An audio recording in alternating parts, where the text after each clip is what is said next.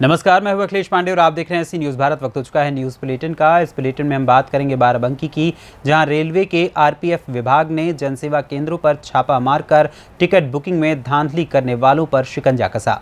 वहीं आगे चर्चा करेंगे मुरादाबाद की, जहां डीआईजी शलभ माथुर ने एसएसपी कार्यालय का निरीक्षण करके वहां के हालातों का जायजा लिया और अधिकारियों को आवश्यक दिशा निर्देश दिए।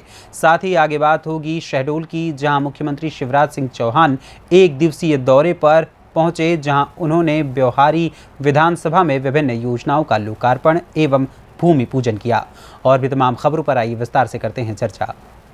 अब जनसेवा केंद्र वाले निजी यूजर आईडी बनाकर आम लोगों का टिकट बुक नहीं कर सकते, क्योंकि ये रेलवे 143 एक्ट के तहत कानूनन अपराध है। जांच के दौरान इसी प्रकार का एक मामला बाराबंकी के तहसील सिरौली गौसपुर क्षेत्र महमूदाबाद चौराहे का है, जहां अधीनेश कुमार द्वारा चलाया जा रहा है एक जनसेवा केंद्र ऑनलाइन रेलवे टिकट निजी यूजर आईडी बनाकर लोगों के टिकट बुक किया करता था। आज जब railway police team Ravishankar Mishra railway SI की देखरेख में अधीनेश कुमार जनसेवा केंद्र और राहुल जनसेवा केंद्र महमूदाबाद पर छापेमारी की गई, तो अधीनेश कुमार जनसेवा केंद्र में मिली बड़ी गड़बड़ी। रेलवे टिकट बुकिंग की गड़बड़ी को लेकर एसआई रविशंकर मिश्रा ने लिखा पढ़ी कर जनसेवा केंद्र संचालक अधीनेश कुमार को हिरासत में ले लिया। मीडिया ने जब इस प्रकरण को लेकर रेलवे एसआई रविशंकर मिश्रा से फोन के जरिए बात की, तो उन्होंने बताया कि यह अपराध रेलवे 143 एक्ट की अपराध श्रेणी में आता है, जो कल न्यायालय के समक्ष जन सेवा केंद्र संचालक अधीनेश कुमार को ले जाया जाएगा।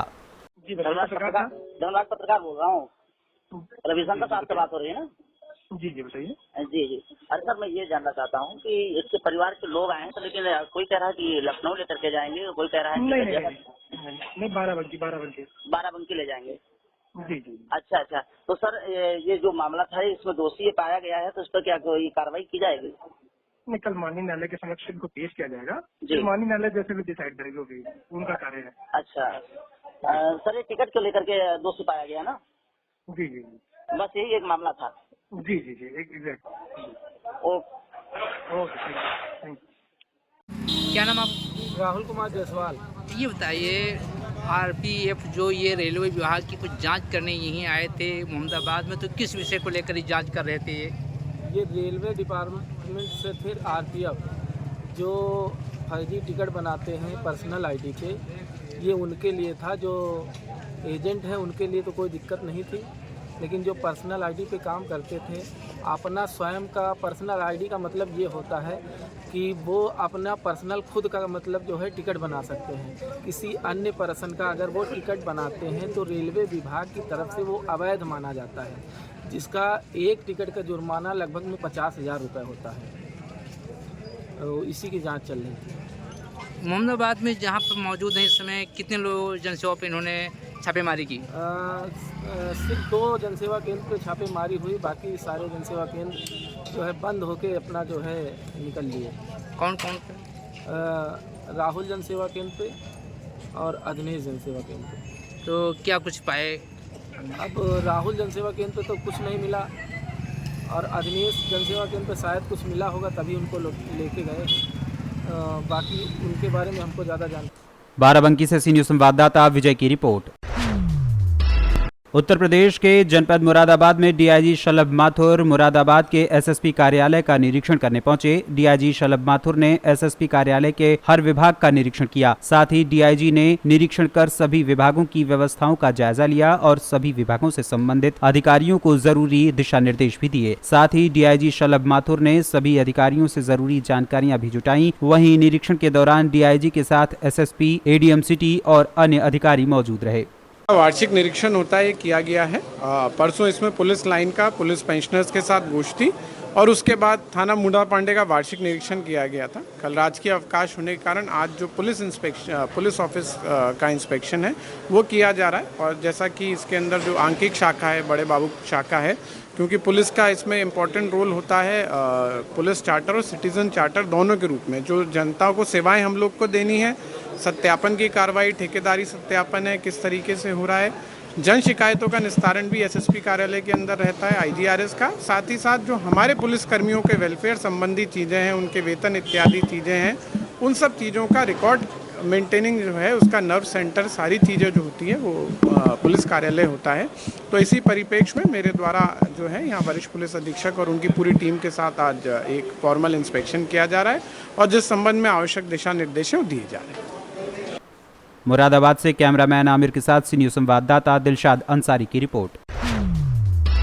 खबर संभल से है, जहां जिलाधिकारी मनीष बंसल ने शहजादी सराय संभल स्थित वीवीपैट वेयर हाउस का निरीक्षण किया एवं निरीक्षण के दौरान उन्होंने पूर्व में गठित जिला स्तरीय कार्य सत्यापन की कमेटी के द्वारा जो 6 बिंदुओं पर कमियां पाई गईं, उनके संबंध में जानकारी प्राप्त करते हुए संबंधित को आवश्यक दिशा निर्देश दिए तथा जिलाधिकारी ने प्रथम तल का निरीक्षण करते हुए संबंधित को निर्देशित करते हुए कहा कि मरम्मत का कार्य गुणवत्तापूर्ण एवं शीघ्र कराया जाए तथा जिलाधिकारी ने कार्यदायी संस्था UPRNSS के XEN को कठोर चेतावनी जारी करते हुए आवश्यक दिशा निर्देश दिए तथा जिलाधिकारी ने द्वितीय तल का भी निरीक्षण किया तथा कार्यालय भवन में जो कार्य अभी अवशेष हैं उनको शीघ्रता से पूर्ण कराने के निर्देश दिए तथा उन्होंने कहा कि 1 माह के अंतर्गत प्रथम एवं द्वितीय तल के अवशेष कार्यों को पूर्ण कराया जाए।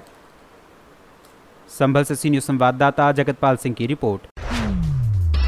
खबर मध्य प्रदेश के शहडोल से है, जहां मुख्यमंत्री शिवराज सिंह चौहान 1 दिवसीय शहडोल दौरे पर रहे, जहां उन्होंने ब्यौहारी विधानसभा में विभिन्न योजनाओं का लोकार्पण एवं भूमि पूजन किया। सीएम ने 327 करोड़ 51 लाख रुपए की लागत वाली भन्नी उद्वहन सिंचाई योजना का भूमि पूजन किया, साथ ही बहेरिया में लघु सिंचाई योजना का लोकार्पण किया। दरअसल सीएम ब्यौहारी में तेंदुपत्ता संग्राहकों को बोनस वितरण, पेशा कानून की समीक्षा और लाडली बहना योजना के क्रियान्वयन का जायजा लेने पहुंचे थे। ब्यौहारी के गायत्री मंदिर मैदान में आयोजित कार्यक्रम में सीएम ने विभिन्न योजनाओं के तहत हितग्राहियों को हित लाभ का भी वितरण किया। सीएम ने कहा कि नई शराब नीति के तहत प्रदेश अहाते बंद कर दिए गए हैं। इतना ही नहीं, सीएम ने ब्यौहारी बाईपास निर्माण, ब्यौहारी को मिनी स्मार्ट सिटी और देवलोन में कॉलेज खोलने की बात कही है। कार्यक्रम के दौरान रोजगार सहायक आशा कार्यकर्ता भी अपनी मांगों को लेकर पहुंचे थे, जहां उन्होंने अपनी मांग और आवाज को सीएम तक पहुंचाने का प्रयास किया, मगर वो असफल रहे। सीएम ने आवेदन लेकर जनता की समस्या भी सुनी। कार्यक्रम में केंद्रीय मंत्री फग्गन सिंह कुलस्ते, प्रदेश के वन मंत्री कुंवर विजय शाह, मंत्री राम खेलावन पटेल, मीना सिंह, बिसाहू लाल सिंह, विधायक शरद कोल, जय सिंह मरावी, मनीषा सिंह सहित कई दिग्गज नेता मंच पर मौजूद रहे।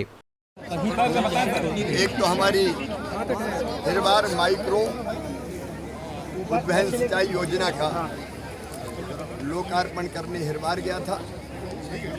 भन्नो माइक्रो सिंचाई योजना का यहाँ शिलान्यास हुआ है। ये क्षेत्र ऐसा है कि बाणसागर बांध में यहाँ के गांव डूबे, जमीनें गई, लेकिन बावजूद इसके सिंचाई का लाभ इन इलाकों में नहीं मिल पा रहा था। इसलिए हमने तय किया, क्योंकि क्षेत्र ऊंचा है, बांध नीचे है, तो कैनाल से पानी नहीं आ सकता। इसलिए ये तय किया कि हम उद्वहन सिंचाई योजना बना के और पाइप के जरिए मोटर के प्रेशर से पानी को टंकी में भरें और फिर खेतों में पहुंचाएं। शहडोल मध्य प्रदेश से सी न्यूज़ संवाददाता रजनीश शर्मा की रिपोर्ट। खबर शामली से है, जहां शामली में महर्षि कश्यप जयंती हर्षोल्लास के साथ मनाई गई। महर्षि कश्यप जयंती के उपलक्ष्य में हवन यज्ञ का आयोजन किया गया, जिसमें भारी संख्या में श्रद्धालुओं ने बढ़ चढ़कर हिस्सा लिया, देश में सुख शांति उन्नति की कामना की। दरअसल आपको बता दें कि जनपद शामली में कैराना, झिंझाना, थाना भवन, कांधला, ऊन, बिडोली, चौसाना, एल्बम सहित अनेकों जगह पर महर्षि कश्यप का जन्मोत्सव हर्षोल्लास के साथ मनाया गया। वहीं जनपद के कैराना स्थित सरकारी अस्पताल के निकट महर्षि कालू बाबा के मंदिर में महर्षि कालू बाबा महासभा के तत्वावधान में महर्षि कश्यप जन्मोत्सव हर्षोल्लास के साथ मनाया गया। इस अवसर पर मंदिर में हवन यज्ञ का आयोजन किया गया। वहीं हवन यज्ञ के पश्चात विचार गोष्ठी का आयोजन किया गया, जिसमें समाज के लोगों ने कार्यक्रम में बढ़ चढ़कर हिस्सा लिया। कार्यक्रम का संचालन डॉक्टर श्रीपाल कश्यप ने किया। अध्यक्षता एडवोकेट जयपाल कश्यप ने की। कार्यक्रम में सभा को संबोधित करते हुए महासभा अध्यक्ष दीपक कुमार बालान ने कश्यप समाज के लोगों को शिक्षा के प्रति जागरूक करते हुए महर्षि कश्यप के मार्गदर्शन पर चलने का आह्वान किया। वहीं इस दौरान मंदिर निर्माण कार्य को लेकर भी विचार किया गया। ये क्या नाम है आपका? दीपक कुमार कश्यप, एडवोकेट, कहाँ से? बुच्चे खेड़ी। अच्छा, पौधारोपण किया गया यहाँ पे और ये प्रसाद वितरण था, क्या पूरा मामला? ये जो है हमारे जो है महर्षि कश्यप जी और कालू बाबा जी की जो है जन्म वो था जयंती थी, उसके उपलक्ष्य में जो है हवन पूजन और भंडारे का आयोजन किया गया था। उसी के साथ में जो है हमारे द्वारा पौधारोपण किया गया है। कितने जगह पौधारोपण किया गया, कितने पेड़ लगाए? ये काफ़ी गाँव में और हमारे यहाँ पे भी 4-5 पेड़ का जो है लगाया गया है पर्यावरण को जी। मद्देनजर। तो आज कार्यक्रम में कितने लोग मौजूद रहे? कार्यक्रम में कम से कम 1000 से 1200 लोगों को जो है प्रसाद वितरण किया गया। अच्छा, पुलिस प्रशासन का कितना सहयोग? पुलिस प्रशासन का पूरा सहयोग रहा, सुबह से लेकर और प्रशासन अब तक ही गांव में मौजूद रहा। मैं डॉक्टर सोनू कश्यप हमारे केरल क्षेत्र के कई गांव जैसे अलीपुर, गुच्चा खेड़ी, तितरवाड़ा, कई अनेक गांव में मेरी ऋषि कश्यप जयंती मनाई गई। टंकी वगैरह और प्रसाद वितरण और जी जो हमारे पुलिस बल और सभी ग्रामवासियों का सहयोग रहा, बहुत अच्छा। शामली से सी न्यूज़ संवाददाता मोहम्मद इकरार की रिपोर्ट। झांसी जिले के टहरौली तहसील में हो रहे बालू खनन की कई तस्वीरें दिखाई गईं, लेकिन न तो माफियाओं के हौसले में कोई कमी आई और न ही शासन और प्रशासन की तरफ से कोई सख्त कार्रवाई की गई। इससे पहले हमने कुछ भूमाफियाओं के ऑडियो भी वायरल किए थे, जिसमें आशंका जताई गई थी कि बालू माफियाओं में यहां जंग कभी भी छिड़ सकती है, जिसकी बानगी भी आज देखने को मिल गई। पूरा मामला झांसी जिले के एरच थाना क्षेत्र से सामने आया है, जिसमें बेतवा नदी के शमशेरपुरा घाट पर आज बालू भरने के विवाद में फायरिंग से दबंग माफियाओं ने दहशत फैला दी। बालू ठेकेदार के कर्मचारी ने पुलिस को शिकायती पत्र देते हुए बताया कि बालू माफिया घाट से जबरन बालू का उठान कर रहे थे। इसकी सूचना उन्होंने मालिक के कहने पर पुलिस को भी दी थी। साथ ही माफियाओं को रोकने के लिए रास्ते में LNT द्वारा गड्ढा किया गया था, लेकिन ये बात बालू माफियाओं को पसंद नहीं आई और बालू घाट पर पहुंचे दबंग बाहुबली माफियाओं ने LNT मशीन पर फायरिंग कर दी, जिसमें एक गोली मशीन के चालक के हाथ में भी लगी, जिससे चालक घायल हो गया है। बताया जा रहा है कि इन घाटों पर खुद को विधायक का करीबी बताकर बालू माफिया सत्ता की हनक दिखाते हैं और दबंगई से बालू का अवैध उठान करते हैं, लेकिन सब कुछ जानते हुए जिला प्रशासन इन माफियाओं पर सख्ती नहीं बरत रहा। शायद किसी बड़ी घटना के बाद ही प्रशासन जागेगा। मुहीद क्या हुआ, कैसे क्या हुआ बताइए? खदान में मशीन चला रहे थे तो गांव वाले आके गोली चला दी है। कौन से, कहाँ चला रहे हैं? शमशेरपुरा में चला रहे हैं जी। किसका घाट है? ये उनका विधायक जी वाला है। कौन विधायक है? ये उनका नाम नहीं हम जानते, राजपूत है कोई। कौन विधायक का नाम क्या? अब मैं उनका नाम नहीं जानता हूँ, मैं अभी आया हूँ, 3-4 दिन पहले आया हूँ मैं। अरे हम वो ट्रैक्टर से अवैध बालू निकाल रहे थे, खदान में मशीन भेजी गड्ढा खोदने के लिए, तो गांव वाले आए तो गोली चला दी डायरेक्ट आके नहीं। अब मैं इतना नहीं जानता हूँ ग्राउंडा विधायक है, कहाँ के विधायक है। वो बालू निकाल रहे थे खेत से अवैध, नदी से नहीं, वो जो गांव वाले हैं टेरका वाले, तो कंपनी वाले ने भेजा कि जाके तुम उसमें गड्ढा खोदना है। हम गड्ढा खोदने गए तो वो जाके गोली चलाने लगे। करीब 20 फायर किए। बाद में पहुंची जब हम लोग भागा है। 15 लोग थे, 4 बैग में थे, 3-3, 4-4 लोग थे। क्या चाह रहे वो लोग? अब हम क्या बता सकते क्या चाह रहे, वो सीधा गोली चला, भाग लिए वहाँ से नहीं। ये हाथ में लगी है। हम भाग लिए दौड़ के, नहीं दौड़ते दौड़ते भागे किनारे किनारे। कितने लोग थे तुम लोग? हम लोग 3 लोग थे। वो लोग कितने लोग थे? वो लोग तो 15 लोग करीब थे। हम शिवा कॉर्पोरेशन। चलिए आप दिखाइए पहले। कहाँ के रहने वाले हो? जिला। क्या घटना घटी है आज? ये घटी है जो है, हमने मशीन लेके गए थे, खदान से चोरी करते थे, बालू भरते थे, ट्रैक्टर चलते थे। कौन भरते थे बालू? ये जो रिंकू भरता था, रिंकू भराता था। तो जो कंपनी वाले ने हमें बोला था कि गड्ढा कर दो, मशीन से लेके गए थे गड्ढा करने हूँ, वो जो है गोली सीधा गोली आए, हमला बोल दी, गोली चला दिए। किसने चलाई गोली? अब ये तो गांव वालों का नाम पता नहीं है, एक लोग का पता है, रिंकू नाम है उसका। घायल कितने लोग हुए हैं? घायल 1 लोग हुआ है। आप कहाँ थे उस समय? मशीन में था। कितनी गोली चलाई होंगी ऐसी उन्होंने? 8-10 फायर मारा है। किस घाट की बात है? ये तेरका 2 नंबर घाट का। आप क्या चाहते हैं? हम ये चाहते हैं कि जो है इनको जेल भेजा जाए। जिन्होंने गोली चलाई वो किस, जिन्होंने गोली चलाई वो कुछ मतलब किस ठेकेदार के हैं आदमी? वो किसका है वहाँ पे? बालू का ठेका किसका है? माफिया है बालू। ठेका किसका है कुछ पता है आपको? वहाँ ये शिवा कंपनी का है। उस जगह जहाँ से गोली चली, जिन लोगों ने गोली चलाई है? जी 2 नंबर खदान है, शिवा कंपनी का है। झांसी से सी न्यूज़ संवाददाता आशुतोष गोस्वामी की रिपोर्ट। खबर मथुरा से है, जहां पुलिस ने जमीन के फर्जी कागजात तैयार करके फर्जीवाड़ा करने वाले गैंग के 6 अभियुक्तों को गिरफ्तार किया है। थाना जैन पुलिस ने जमीन के फर्जी कागजात तैयार करके फर्जीवाड़ा करने वाले गैंग के 6 अभियुक्तों, जिनमें दीपांशु उर्फ अन्नू, सोनू कुमार, सोहन सिंह, भारत सिसोदिया, ब्रिजेश चौहान और राजू उर्फ राजेंद्र शामिल हैं। एसएसपी शैलेश कुमार पांडे ने पुलिस लाइन स्थित सभागार में प्रेस वार्ता के दौरान विस्तार से इस विषय में जानकारी दी। क्षेत्राधिकारी सदर के नेतृत्व में जैत पुलिस ने स्थानीय कार्यकर्ता भी जमीनों का फर्जी बैनामा करके आपराधिकृत करके धन अर्जित करने वाले एक गिरोह का पर्दाफाश हुआ है, जिसमें 5 अपराधियों को, जिनका मास्टरमाइंड दीपांशु है और सोनू है, इनको गिरफ्तार करके भेजा जा रहा है। ये जो ज़मीनें ऐसी होती थी जिनके ओनर जिनकी डेथ हो गई है या जो विदेश में रह रहे हैं, उन ज़मीनों का फर्जी वसीयत बनाकर उसका बैनामा करा लेते थे और अपने ही आपस में गैंग में उसकी खरीद फरोख्त करते थे और उनको कब्जा करते थे। जो उक्त शिकायत थी, एक कंप्लेनेंट ने जन सुनवाई में दी कि एक ज़मीन का वो केयर टेकर है, वो ज़मीन प्रॉपर तरीके से विकास प्राधिकरण द्वारा जो बिक्री की गई थी उसको क्रेता ने खरीदा था।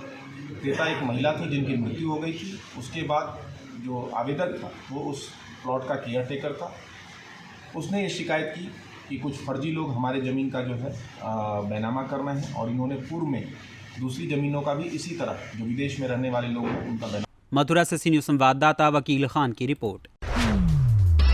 खबर मथुरा से है, जहां गोवर्धन पुलिस व सर्विलांस सेल की संयुक्त टीम द्वारा गोविंद कुंड में अज्ञात महिला के शव की शिनाख्त कराकर 72 घंटे में घटना का खुलासा किया गया। 4 अभियुक्त गणों को गिरफ्तार भी किया गया। जानकारी के अनुसार 2 अप्रैल को थाना गोवर्धन परिक्रमा मार्ग के किनारे ग्राम आन्योर स्थित गोविंद कुंड में अज्ञात महिला का शव हाथ पैर बंधे हुए बरामद हुआ था, जिसकी शिनाख्त के संबंध में पंपलेट और प्रिंट मीडिया और इलेक्ट्रॉनिक मीडिया का सहयोग लिया गया। इस घटना के संबंध में थाना गोवर्धन पर अपराध पंजीकृत किया गया था। प्रभारी निरीक्षक गोवर्धन मैं फोर्स के द्वारा अज्ञात महिला के शव की शिनाख्त 3 अप्रैल को कर ली गई। अज्ञात महिला की शिनाख्त मृतका पत्नी नरेश शर्मा व पुत्री परमानंद कौशिक निवासी आन्योर थाना गोवर्धन, जिला मथुरा निवासी ग्राम डेरा थाना गाजी अलवर राजस्थान, उम्र करीब 24 वर्ष हुई थी। इस संबंध में पूरे मामले का खुलासा करते हुए एसएसपी शैलेश कुमार पांडे ने क्या कुछ कहा, आइए आपको सुनाते हैं। इसको किस तरह की सफलता हाथ लगी? 2 अप्रैल को थाना गोवर्धन क्षेत्र स्थित गोविंद कुंड में एक अज्ञात शव जो कि एक महिला का था उसके प्राप्त होने की सूचना हुई।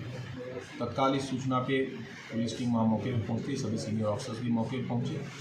वो एक महिला का शव था जिसके हाथ और पैर दोनों बंधे हुए थे।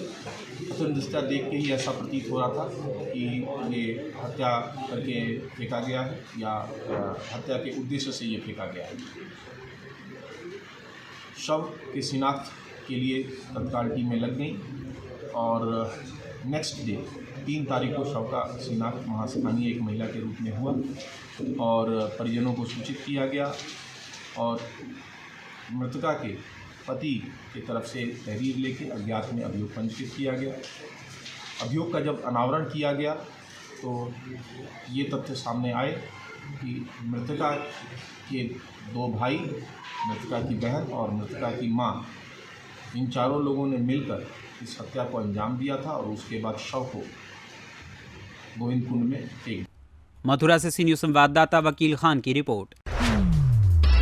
खबर रामपुर से है, जहां सपा नेता आजम खान के बेटे अब्दुल्ला आजम की मुश्किलें कम होने का नाम नहीं ले रही हैं। जहां एक तरफ सुप्रीम कोर्ट ने अब्दुल्ला आजम से संबंधित 15 साल पुराने मामले में दोषी ठहराए जाने और 2 साल की कैद की सजा सुनाए जाने के बाद अब्दुल्ला आजम की विधायकी रद्द होने के बाद आजम खान के वकील द्वारा सुप्रीम कोर्ट में दोष सिद्धि पर रोक लगाने की मांग करते हुए याचिका लगाई गई थी। उस पर सुप्रीम कोर्ट ने इस मामले को हाई कोर्ट में यथाशीघ्र सुनवाई पर फैसला देने का निर्देश दिया। वहीं रामपुर में MP MLA कोर्ट में चल रहे अब्दुल्ला आजम के 2 जन्म प्रमाण पत्र मामले पर आजम खान के अधिवक्ता द्वारा साक्ष्य सूची में 28 गवाहों के नाम दिए जाने के बाद MP MLA कोर्ट ने 2 गवाहों को तलब करते हुए 7 अप्रैल की तारीख मुकर्रर की है। इस मामले में अगली सुनवाई 7 अप्रैल को होगी। इस संबंध में अभियोजन अधिकारी अमरनाथ तिवारी का क्या कुछ कहना है, आइए आपको सुनाते हैं।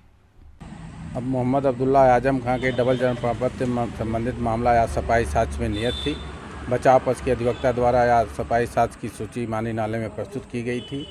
सफाई साक्ष्य में उन्होंने 28 गवाहों का नाम अंकित किया था और जिस पर मानी नाले ने 2 गवाहों को तलब किया है और 7/3/2023 की तिथि नियत की गई है। जन्म प्रमाण पत्र वाला मामला था, उसमें उन्होंने साक्ष्य कितने पेश किए? अभी सूची आज पेश किए हैं। हाँ। सूची में 28 लोगों का नाम है। 2 गवाहों को मानी नाले द्वारा तलब किया गया है 7 तारीख को। 7 तारीख टोटल 28 लोगों के नाम दिए हैं। हाँ, टोटल 28 लोगों के नाम। रामपुर से सी न्यूज़ संवाददाता साजिद खान की रिपोर्ट। रामपुर में कोतवाली पुलिस को देर रात थाना क्षेत्र अंतर्गत सेक्स रैकेट चलाए जाने की सूचना प्राप्त हुई, जिस पर कोतवाली प्रभारी ने क्षेत्राधिकारी की अध्यक्षता में एक टीम गठित की, जिसके बाद सूचना के आधार पर हजरतपुर की फूलों वाली बगिया वाली गली में पुलिस द्वारा रेड की गई। इस रेड में पुलिस ने 9 महिलाओं और 2 पुरुषों को मौके से गिरफ्तार किया। वहीं सेक्स रैकेट में संलिप्त 3 आरोपी अभी फरार चल रहे हैं, जिनकी तलाश पुलिस कर रही है। गिरफ्तार अभियुक्तों के पास से सिगरेट की डिब्बियां, सेक्स इम्प्रोवाइजेशन गोलियां, कई मोबाइल और नकदी बरामद हुई है। इसकी विवेचना क्षेत्राधिकारी द्वारा की जा रही है। वहीं फरार अभियुक्तों की भी तलाश जारी है। इस संबंध में क्षेत्राधिकारी रवि खोकर ने क्या कुछ कहा, आइए आपको सुनाते हैं। कल दिनांक 4 अप्रैल 2023 को रात्रि 10 बजे के आसपास कोतवाली प्रभारी के पास सूचना आती है कि कोतवाली क्षेत्र के अंतर्गत एक हजरतपुर करके जगह है, जहां फूलों की बगिया वाली गली के पास एक मकान में कुछ व्यक्तियों द्वारा सेक्स का काम करा जा रहा था, जो पूर्ण रूप से इलीगल है, अनैतिक है। सूचना प्राप्त होने पर कोतवाली प्रभारी द्वारा क्षेत्राधिकारी नगर महोदय के अध्यक्ष में टीम का गठन किया गया और एक बार के दबिश के द्वारा टीम ने उस मकान पर जाकर रेड करी। रेड करते वक्त वहाँ पे 11 व्यक्ति मिले, जिसमें 9 महिलाएं हैं और 2 पुरुष हैं। साथ में ही कुछ कॉन्डम के पैकेट्स, सेक्स इम्प्रोवाइजेशन गोलियाँ, सिगरेट और सिगरेट की डिब्बियाँ मिली हैं। सारी चीज़ों को लिखा के वहाँ पर फर्द मौके पर बनाई गई।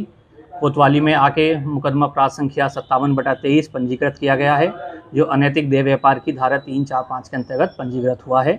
सभी को हिरासत में ले लिया गया है। मेरे द्वारा विवेचना करी जा रही है और आगे की विधिक कार्यवाही प्रचलित है। सर, कुछ फरार भी है? 3 व्यक्ति फरार हैं। अभियोग जो पंजीकृत हुआ है वो 14 व्यक्तियों के खिलाफ हुआ है, जिसमें ताहिर हुसैन, जरहालुल हक और मुजाहिद हुसैन 3 व्यक्ति अभी फरार चल रहे हैं। रामपुर से सी न्यूज़ संवाददाता साजिद खान की रिपोर्ट। फिलहाल के लिए इस न्यूज़ बुलेटिन में बस इतना ही। देश दुनिया की तमाम खबरों के लिए देखते रहें सी न्यूज़ भारत।